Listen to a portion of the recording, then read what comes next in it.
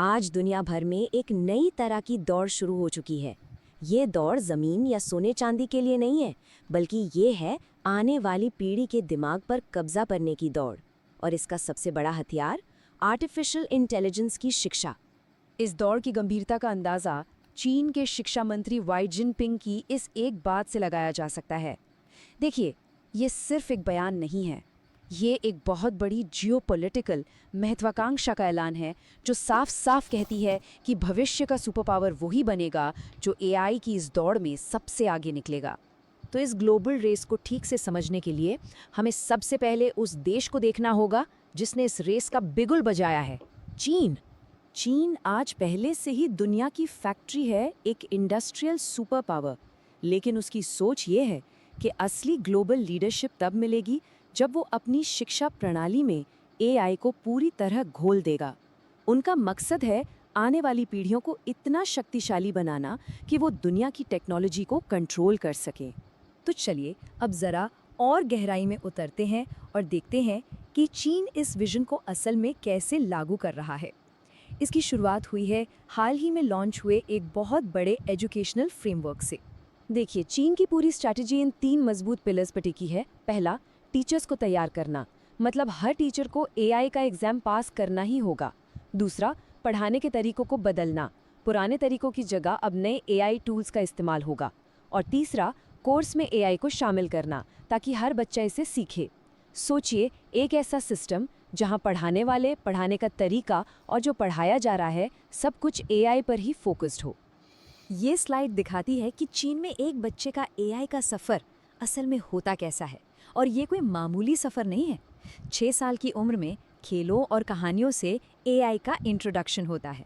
फिर तीसरी चौथी क्लास तक आते आते बच्चे छोटे मोटे एआई प्रोजेक्ट्स बनाने लगते हैं। 5वीं छठी में वो न्यूरल नेटवर्क जैसे मुश्किल कॉन्सेप्ट समझने लगते हैं। मिडिल स्कूल में तो पूरा एआई वर्कफ्लो सीखते हैं। हाई स्कूल में वे एआई एजेंट्स बनाते हैं, यानी ऐसे स्मार्ट प्रोग्राम्स जो अपने आप काम कर सकते हैं। और यूनिवर्सिटी में अरे कोई भी सब्जेक्ट पढ़ लो, आर्ट्स या साइंस, एआई का कोर्स तो करना ही पड़ेगा। यहाँ पर ये न्यूरल नेटवर्क क्या है ये समझना ज़रूरी है। आसान भाषा में कहें तो ये एआई का दिमाग है। जैसे हमारे दिमाग में करोड़ों न्यूरॉन्स होते हैं जो मिलकर सोचते हैं, ठीक वैसे ही ये सिस्टम डेटा में पैटर्न को पहचानता है और फैसले लेता है। यही डीप लर्निंग एआई की असली बुनियाद है। लेकिन जैसा कि शुरू में कहा था, ये एक रेस है और चीन इसमें अकेला नहीं दौड़ रहा। तो चलिए अब देखते हैं कि दुनिया के बाकी देश इसका जवाब कैसे दे रहे हैं। और इस रेस में एक ऐसा खिलाड़ी भी है जिसके बारे में शायद बहुत लोगों ने सोचा भी नहीं होगा, यूएई। वो एआई एजुकेशन को लेकर बहुत ज़्यादा एम्बिशियस है और दुनिया के बड़े बड़े देशों को टक्कर देना चाहता है।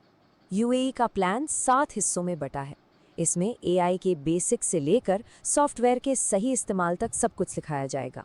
और सबसे खास बात यह है कि वो बच्चों को टेक्नोलॉजी के साथ साथ उसकी नैतिकता यानी सही गलत के बारे में भी सिखा रहे हैं, जैसे एआई में होने वाले भेदभाव या प्राइवेसी जैसे ज़रूरी मुद्दे। अब ये टेबल देखिए, ये तीनों देशों की सोच का पूरा फर्क एकदम साफ कर देती है। चीन 6 साल की उम्र से एआई शुरू करता है, भारत 8-9 साल से, और वो भी ऑप्शनल। लेकिन यूए को देखिए, वो 4 साल की उम्र से मतलब किंडरगार्टन से ही बच्चों को एआई पढ़ाना अनिवार्य कर रहा है। जहां चीन में टीचर्स के लिए एआई एग्जाम पास करना ज़रूरी है, वहीं भारत और यूए में अभी सिर्फ ट्रेनिंग दी जा रही है। हाँ, ये सारी योजनाएं कागज़ पर तो बहुत अच्छी लगती हैं, लेकिन असल दुनिया में इन्हें लागू करना चुनौतियों से भरा है। और कुछ सच तो ऐसे हैं जो काफ़ी असहज करने वाले हैं। और सबसे बड़ी चुनौती है डिजिटल डिवाइड। इसका सीधा सा मतलब है समाज में अमीर और गरीब के बीच टेक्नोलॉजी की खाई। भारत जैसे बड़े और विविधता वाले देश के लिए तो ये एक बहुत ही गंभीर समस्या है। इस खाई की असलियत इस एक कहानी से समझी जा सकती है। कोरोना के समय में जिसके पास लैपटॉप और इंटरनेट था उसका बच्चा तो पढ़ता रहा, लेकिन जिसके पास ये सुविधाएं नहीं थीं वो बच्चा पीछे छूट गया। एआई की इस दौड़ में ये खाई और भी गहरी हो सकती है, जहां एक हिस्सा बहुत आगे निकल जाएगा और दूसरा बहुत पीछे रह जाएगा। और भी बड़े खतरे हैं। कई स्कूलों में तो आज भी ढंग से बिजली और इंटरनेट नहीं है। जितनी तेज़ी से एआई को अपनाया जाएगा, बच्चों के डेटा लीक का खतरा भी उतना ही बढ़ेगा।